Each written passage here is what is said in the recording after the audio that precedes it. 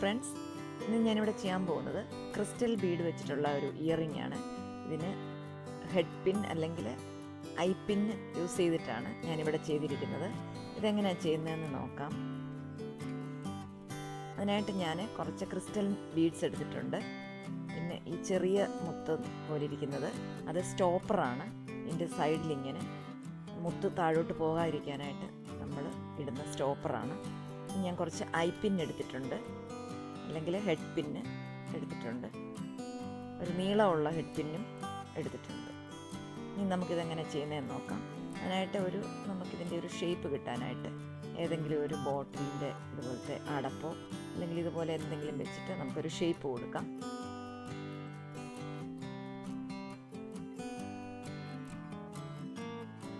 ഇനി നമുക്ക് ഈ ഹെഡ് പിന്നിൽ ഇതുപോലെ ക്രിസ്റ്റൽ ബീഡ്സ് ഇട്ട് കൊടുക്കാം.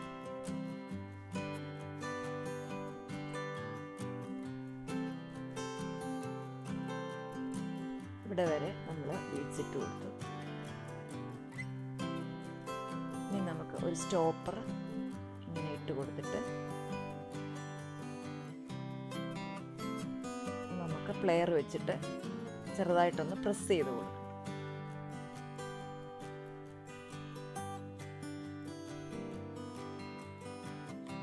മുത്ത് താഴോട്ട് വരാതിരിക്കാനാണ് ഇതിടുന്നത്.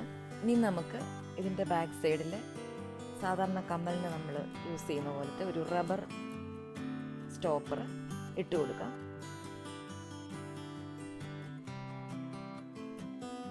കമ്മൽ റെഡിയായി.